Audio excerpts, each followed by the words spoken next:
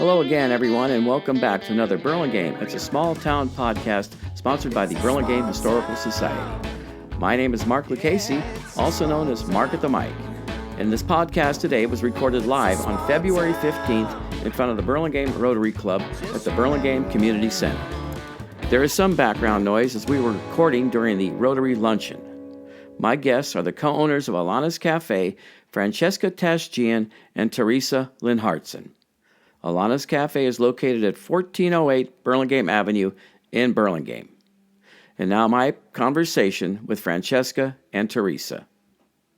Okay, Teresa, Francesca, two of the hardest working girls in Burlingame. So, very simple. I have Francesca here, and I have Teresa here. Who the heck is Alana? Okay, what's this Alana about? Who wants to go first? Well, it was back in the day of the phone book. So we wanted to be in the beginning of the phone book in the restaurant section. And so we wanted the name to start with an A. And we wanted it to end with an A because that's a feminine letter with a tail. And so we found Alana. Come on, Francesca gave me a lot more than that last week, okay? This is, what's that, the Reader Digest version or what? Okay, we'll let it go at that. I'll just segue. We had a woman helping us navigate the city in construction.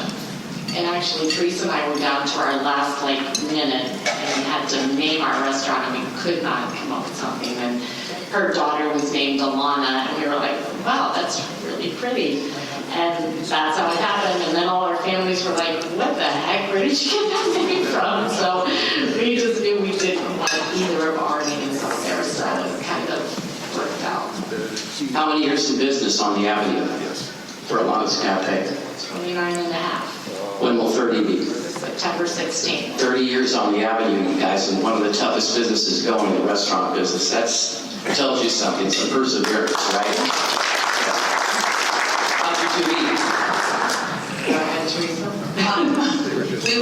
We used to own another restaurant in Redwood City, and before we owned it, we worked there at the Redwood Cafe and Spice Company. That's it? Like 32 years ago. Yeah, 32 years ago. 32 years ago. So I came in, and she was already there, and she was thinking of opening a bakery. I was going to open up a restaurant, and those things fell to the side for different reasons, and then we said, hey, maybe we should probably think about doing it together. So we worked well together, and then we found Alana's in Burlingame. It took like a year or so. Yeah. And we ran into some realtor in San Mateo who was showing us another property, and then he said, I've got a place on Burlingame Avenue. She was in Alaska fishing, and I went in, I was like, oh my God, this might be it. So, yeah, it was weird, but it happened. So, Teresa, were you in the food business before Francesca came along, or what? Yes. And did you ever go to chef school or anything like that? No. I just cooked with my grandmother and my mother. I waited tables, I was in management, I was a bartender. I worked for some friends that had a sandwich shop. I did lots of different little things. And then you two worked for a while at the restaurant in Redwood City, correct? Yeah. And then you both thought, we can do this on our own. You ended up buying that restaurant in Redwood City. Was that the first one, or did you do Alana's Cafe in Burlingame? No, Burlingame was first. First, okay. And then I forget how many years after before we... I think it was like 13 years or 12 years after we got Alana's here. Yeah. Yeah, and then they wanted to retire, and they offered it to us, and it was an easy transition. We knew the building. We loved the building. It was an old Victorian house. Beautiful garden with 100-year-old pepper tree in it. It was spectacular. So it gave us the opportunity to do larger parties and weddings, because Alana's Burlingame, if you've never been, is quite skinny. It's 12 feet wide, and so you can't really do big parties. But, and then we started dinners at Alana's for a while. We did that, and then that stopped, which I know you have a question on it. When we opened Sixto's Cantina, we knew that we couldn't operate 2 dinner houses and 2 breakfast places, and it was just too much. So when you were operating the 2 restaurants, we'll get to Sixtos in a minute, when you were just operating one in Redwood City and one in Burlingame, did you camp out in Redwood City and you stayed in Burlingame? How did that work out? I think we flip-flopped. Like 1 week Alana's, 1 week Redwood City, 1 week Burlingame. Going back and forth for quite a few years then, right? And then we had a manager down in Redwood City, and so, yeah. They didn't have to be there exactly at 7 o'clock or anything like that, so that was nice. Yeah. And then we didn't have to be down there on the weekends, because the weekends were a little calmer down there than they were in Burlingame. So oftentimes both of us were here on the weekends, in the beginning and in the middle, I guess. So, Teresa, I'll start with you. Take me through a day-to-day operation of what it's like managing a restaurant on the Avenue. What do you do? What, currently or? Currently. Like currently, we have to make up every week. We have a soup of the day every day, and we have a special. So I kind of get the soup going. I get things lined up for the special and let everybody know what we're doing, and then we work on the floor just like any employee, answering the phone, taking orders, cleaning tables, taking trash out, calling people and asking why they are not at work. Yeah. Being a babysitter, kind of. Sick calls do happen, right? They do happen, yeah. Not as often as they were a couple years ago, but they do. Good. It was happening often. Your restaurant opens at 9 o'clock. What time do you guys get there? 8:59. What time is you used to get there? Okay, yeah, I know you got it under control. When we first opened, we opened at 7 o'clock, so we were there at 6 o'clock, putting the coffee cake in the oven, the scones, getting all that ready. But as time has progressed, and we have just done a great job managing people, we don't have to be there to do all that because we've trained people to do That's the that. sign of a good manager. You don't have to be in the store. You can let your people run it. That's right. Mark, can I interrupt for a moment, please? May I interrupt for a moment? Folks, I'm chilling some plates in the freezer for tiramisu. I ran through the dishwasher, so you get some chilled plates and chilled forks to help yourself as I set them up there for some tiramisu. We got a nice cold plate for you. Thank you. Sounds delicious. Johnny, you're the first interruption I've ever had. Great lunch, by the way. Great lunch. Okay, so your signature item, and everybody seems to know it because they mentioned it to me, Swedish oatmeal pancakes. How does that arrive as a signature item? Well, when we worked at the Rubber Cafe and Spice Company, the older couple who had set their daughter and son-in-law up, they had developed some recipes, and Swedish oatmeal pancake is just a spectacular pancake. And we always felt that you could get a buttermilk pancake anywhere. And a lot of buttermilk pancakes are just syrup. They're just for syrup. They're just for you to pour a bunch of syrup on and eat them. And our pancakes you can eat without anything on them if you wanted to. And they're hearty, and it's kind of like a fried oatmeal. So that was it. We had people came in when we first opened, were like looking for buttermilk pancakes, and at that time we would be like Tolls across the street sells buttermilk pancakes. This is what we do. And we have people have come prior to getting married, get married, have kids, raise their kids on these pancakes, and now these kids are coming in with their kids eating those pancakes. They are just, something. Teresa and I have always believed in good, solid, wholesome food, and we want food to taste great. Do you have maple syrup? We do have maple syrup, but you'd be surprised how many people don't use maple syrup on our pancakes because they're so good. So if we tell you something, you're gonna taste the oatiness of it, and we want it to be a little different. To be honest, it's just because there's just so many places that have the same. So. Teresa, how often do you guys make a menu change? Not very much. Okay, great. Now we, fortunately, the items that we have on our menu are delicious, and if we take something off, there's so many people that would like be in an uproar that it's hard to choose what to take off. What about the gluten-free craze? What are you guys doing about that, if anything? That's too, there's places that will be their purpose. It's not our purpose. We do have things or meals if somebody is gluten intolerant, but we don't have gluten-free bread or gluten-free pancakes. Because that, you have to have a separate griddle or pan to cook something gluten. I don't believe you'd have to have a separate toaster. There's no space at Alana's, so that's pretty impossible. But the cross-contamination, you couldn't assure that person who has possibly celiacs who really can't have any of it touch gluten. So, it's a challenge because there are some people that do, but most people can navigate their way through our menu and find something that they'd be satisfied with. Right, and if people are celiac, they are quite understanding, and they're happy that they know that we don't provide that because they don't want to be contaminated and get really sick. Okay, so you two grew the business to 3 stores. Redwood City, Alana's Cafe, and then Sixto's. So I have 2 questions about that. Who's Sixto? Who was Sixto? Our chef, Benjamin, who was with us for 27 years, something like that. His father was named Sixtos, and it was actually Teresa. We were trying to come up with a name again, like Alana, so we were struggling.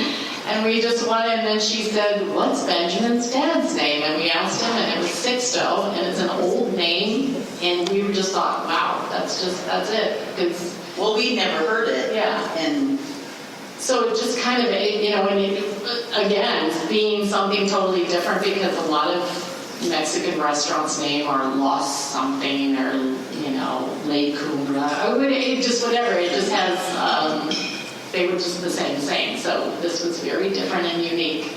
Okay, so we know Sixto's, Mexican cuisine. What inspired you to do Mexican cuisine? Teresa? At Alana's, every Wednesday, actually at both Redwood City and Burlingame, we do Mexican food. We call it Mexican Wednesday, and we've done it for, probably 26 years. Something like that. Benjamin kind of started it, and it's become a tradition. And before Sixto's opened, we were selling like between 50 and 60 Mexican entrees a day on Wednesdays. And then everybody kept saying, you need to open a Mexican restaurant, you need to open a Mexican restaurant. And then Ola's went out, and some of you probably know Greg Terry, and he dragged us down there and said, this is it, this is where you're doing it. And that's how it happened. But you had to do some remodeling there, didn't you? A lot. Yeah, a lot of changes, huh? A lot, yeah. Okay. I don't know if the plumbing had changed since the bit of England and that place, but still, it was pretty bad. What year did you guys open Sixto's? 2013. Or 13, yeah. You got it rolling. I don't know how 2 women ran 3 stores. It's beyond me. I have enough time just running them all these down. It's okay, but you guys are all over the place, so it's a real credit. But so 2015, 16, Sixto's is rolling. All the stores are doing pretty good, and then along comes the pandemic. Boom. What happened? Yeah. We fed the fire department in Burlingame. We had so much food that was cooked at Sixto's, so they came and picked up all of our trays of meat and beans and whatever was perishable. We fed them. Let our employees take some home, whatever we had, and then then we shut down for 3 months basically. And did everybody get laid off? Is that how that worked? Well, they all came back for the most part. Yeah, for the most part. People, were on unemployment, and they came back to us when we reopened. So what did you do during that particular time with 3 stores and not much going on the phone with each other every day, visiting each other? How did all that work out? Not visiting. We were filling out PPP applications. That kind of Just, watching. It was back in those days. We were watching the COVID numbers, like there's this many people and, trying to figure out when this was going to be over and, talking with our employees, because when we first closed down, it was going to be 2 weeks. And so we were kind of, lining everything up and how that was going to look. And then at that 2-week period, when it continued on, then we had to go and further clean out the refrigerators and the freezers and turn things off so that the power wasn't going and Turn the gas off. yeah, and, there was a lot of just cleaning and getting things reorganized and making lists of what we had, and then we had to figure out if we wanted to do to-go food, because a lot of businesses were still doing to-go food, and we wanted to figure out if we could do something like that at one of our places. And so we did end up, was the first or second time, I don't know, but No, the first time was when we did it together. yeah, so we ended up doing to-go food once every 2 weeks. No, every Saturday. We did it for like 4 weeks, I think it was, 4 or 5 weeks. And people would pre-order. And we did some items from Alana's and some from Sixto's, so they could get trays of 8 enchiladas or, a bucket of a quart of pancake mix or Bottle of margaritas. a bottle of margaritas that was sold alive. And then every Saturday there was kind of a time slot, and they would come in and people were assigned a time slot, and they'd come and pick up their food to go on the back patio, and it was all set up so it was socially distanced, and there was a lot of navigating. Every week it was a different learning lesson. Yeah. Was that Sixto's only, or did you do that for Alana's as Well, well? we did Alana's food was available there, but Alana's both were shut down completely. We just did it out of, because the kitchen was bigger, we had the big dining room to do work out of, so that was nice. How would people, order? Was it a phone call or something done online, set up online for that? Online. And the parklets, when did they come along? Was it 2021? 1 year after? Well, the full-on parklets, like built parklets, but they did have Well, we just had tents, like pop-up tents. In the middle of the street? Yeah, that came, I don't remember exactly. Never in the middle of the street, because you always had to leave enough space for the fire trucks to go down the center of the street. So that's why it was never out in the center. It was only in the designated parking They areas. closed off all of Burlingame Avenue, is that correct? On the weekends for a brief period, Friday to Sunday. Okay, that's right, yeah. It was Friday day through Sunday day. I think it was 3 days to start, and that was a little bit too much for everybody. It was too much to have a festival going on. That's what it was, a festival environment, and it was just hard. Your servers couldn't even get to the tables because there were so many people just kind of walking around and stuff, so it was tough. Did you guys apply for any government assistance during that time? We did. Do you apply as one big lump sum, or do you have to section off each store for assistance? How did that work out? Both Alanas were together. Yeah, Alana's is one company and Sixto's is one company. So it was two, whatever's. Yeah. Yeah. How did that whole show go? Was the government spot on, or was some issues with that? In the first one, it was tough. Nobody knew. The banks didn't know because you did it through your bank, and they didn't know what the proper procedures were, and it just took time. But everybody was nice. They were all very helpful. And then the second time, it's kind of a breeze. I think the first time also, we didn't quite understand what the rules were. You're like, how are we going to spend this money? Or should we really spend it? Are they going to want it back? And Yeah, a little scary to know if you did it right, because if you did it right, it's fully forgiven. If you did it wrong, it's not. And it was a significant amount of money, but it was, if it didn't happen, we wouldn't be talking to you today. That is for sure. We would have been out of business. When I was in grocery for many years, we would often go visit other stores' competition to see what was going on out there, see what they're doing right, see if we could steal an idea or two. Did you guys do any of, it's a lot harder, I guess, when you go to a restaurant. You actually have to sit down and purchase a meal. Or a grocery store, we could just blow right through and take a few notes. Did you guys do any of that, or do you still do that? Or? well, when I eat out, because my husband's also in the food industry, so we're always looking and seeing and, critiquing, I guess. at any new restaurant that we eat at. Yeah. Francesca, same? Yeah, same. I love to eat out.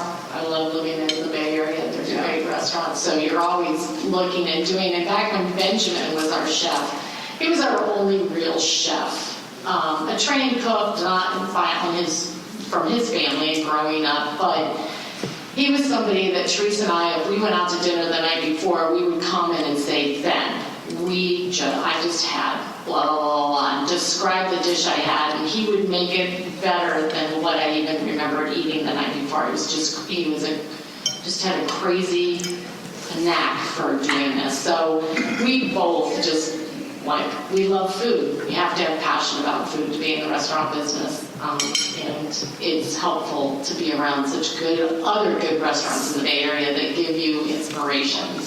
And people have come and taken inspiration from us. There's actually, I don't know if it's still in business, but there's a restaurant in South San Francisco that he actually, it almost looks exactly the same, just a mini version of Alana. It's the same colors, it has a counter, it has an open kitchen, and he did several items that are similar to our dishes. Yeah, that's the way it is. You know, It's good.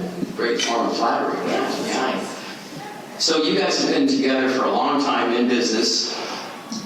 You guys socialize with each other? I mean, are you just like done with each other at the end of the day, or what goes on? Well, I mean, we are first and foremost business partners, and we're definitely friends. We don't, I live a very different lifestyle than Francesca. I have 3 kids.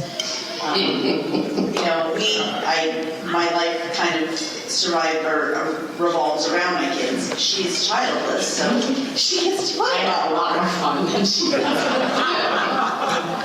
No, we used to talk a ton, like back when we had all the restaurants rolling, but I think we've talked, 20 times a day. Because anytime the thought comes in your head, you had to call and say because you'd forget, and so it was constant. We had known each other for 32 years. We're like sisters. We do live different lives. We do socialize sometimes, but honestly, our lives are just because if one person's working one week and the other one's, we don't. And I live in San Francisco. It's just a challenge logistically, but it has worked perfectly. Well, and it's funny, the amount of time that we talk, and our employees, sometimes they say, oh, well, Francesca said this, and I'm like, oh, really? Yeah, we always know that, we laugh, because you're like, do you think we don't talk to each other? Well, and we've been business partners, and we've been friends for so long that I know exactly what Francesca told them, and it's not what they told me. Yeah, it's hilarious. Yeah. And it's been that way forever, and we're just like, oh my God, we just laugh. It's funny. So let's go back to Sixto's for a minute. Full-blown bar, big-time bar, and all that. Was it hard finding and keeping bartenders? I've heard from other folks in the restaurant business that it's hard to keep bartenders and they're scarce or something. Is that true or what? Yeah. Did you learn to make drinks? I was bartending. Okay, good. So, it's just, there's certain things that have changed. There aren't the great old bartenders that know how to chat it up and are friendly. They're kind of have become these, I don't know what the right word is for it, but they're kind of just, they're mechanical. They just want to know, they're fast, they're which is great that they want to make a perfect drink, but they're so focused on their drinks and not focused on the customer. And that's what they've all become, kind of these show-offy cocktail shaker guys and gals, but they don't know how to communicate with the person at the bar. It's kind of interesting. The whole industry has changed as far as professionalism and finding people with great experience like the old days. You agree with that, Teresa? I do. Yeah. I think the service industry is not, people don't think of it as a career, which I think it is very much a career. It's a very important career. And people in the service industry are so multi-talented. You have to be able to speak with people, and you have to be able to understand what they're saying when they're maybe not saying it correctly, but you have to kind of read their minds, and you have to get their stuff to them and take care of problems, and there's a lot of things that one person has to do at one table to make everybody happy. And, you know, servers and bus people, they know everybody. If you have a great server, when they see you, they know pretty much what you're going to order or what you need, or when you sit down, you get your cup of coffee or your orange juice or, you know, cocktail, whatever the case is. And those people are really important. And I don't think there's enough people that take pride in it. You know, that gives me this opportunity for this next question. You guys have had some employees that have been with you for a long time. Yes. Very loyal. So how would you describe your management technique, your management skills? What do you do? Why do those employees hang with you? We laughed about this question on the way over. We have, you know. You're not supposed to let them know I that know. ask questions. Well, you had mentioned some things to me the other day. I said, so we have to come up with a management style. Like, what's it going to be? Well, I think for one thing, we trust our employees. We've given them the tools that we would like them to use, and that we trust that they're going to use those tools. And we want them to make everybody that comes into the cafe feel like they're at home. We want our employees to be an extension of Francesca and I. And they know our customers way better than we know our customers. And, you know, it's been, I've always talked about us as Alana's kind of being like lightning in a bottle. It was just magical how it all worked and how we ended up with some of these employees who've literally been with us for 29 years, 28 years, 25 years. So we have all kind of grown up together. We've watched them raise their families. When the girls were pregnant back in the day, they were just, the gifts that would come in from our customers were amazing. You know, they've been so generous, but they know everything about them. And customers who move out of the area and come back 10 years later, they still, our girls and busboy, still remember what they ordered. I mean, they're just so connected. It's unbelievable. So, you know, Teresa and I just wanted it to feel like home, and it's felt like home, and they were like family to us. We've been to Mexico, to Ben and Sarah's hometown, and we know their families. They've all worked for us over the years. Their kids have worked for us.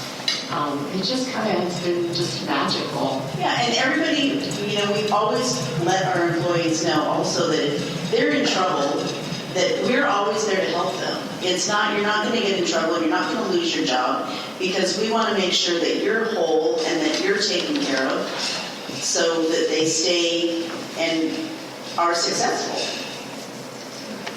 Decisions have to be made almost daily. Your partners, you have an idea, Francesca thinks she has a better idea. Okay, it's kind of like when I've been married for 50 years, and somebody says, how did you do that? I said, very simple. Even if I know I'm right, I just walk away and let Kathy be right. And we survive, right? How do you guys resolve those kinds of things? I mean, you talk it out, you kind of get irritated with each other once in a while. I mean, decisions do have to be made. Yeah. Very rare that we're Very, yeah. very rare. It's, you know, we have the best interest of our restaurant and all of our employees at heart. That is what, you know, why we're doing this. So we have to do what's best for them, not for she and I. Yeah, it's just never been, we both have had the same goal in that restaurant. And in the beginning, I mean, one of us would be cooking and the other one would be waiting tables. And I used to pray nobody would ask me for eggs over easy or medium. I was like, don't you want scrambled? I didn't even know how to do it. It was crazy. And we'd be there in the morning, and it was nuts. And, you know, we had very little money, no money. We opened it up on a very shoestring budget and borrowed a credit card from one family member and $5. It was nuts. And then we would wait tables to make money because we couldn't pay ourselves. And then we started being able to hire people. But we've always had the same goal, and we knew we wanted it to be successful, because plenty of people will say to you, why are you opening a restaurant? They all go out of business within the first year. Within the first, second year. And we're like, well, we're not planning on going out of business. We're going to make this work, and here we are. So It was just, we always have had the same direction. And so it's rare. Like usually if somebody comes up with something, we're like, oh my God, what a great idea. I mean, it's always been that way because it's never, I have to have this my way in our partnership at all. We have husbands for that. Yeah, exactly. So with everything you guys have been through, all the, restaurant, the pandemic, businesses, the 3 stores, would you go through it again, Teresa? Yeah, of course. Yeah, absolutely. No regrets.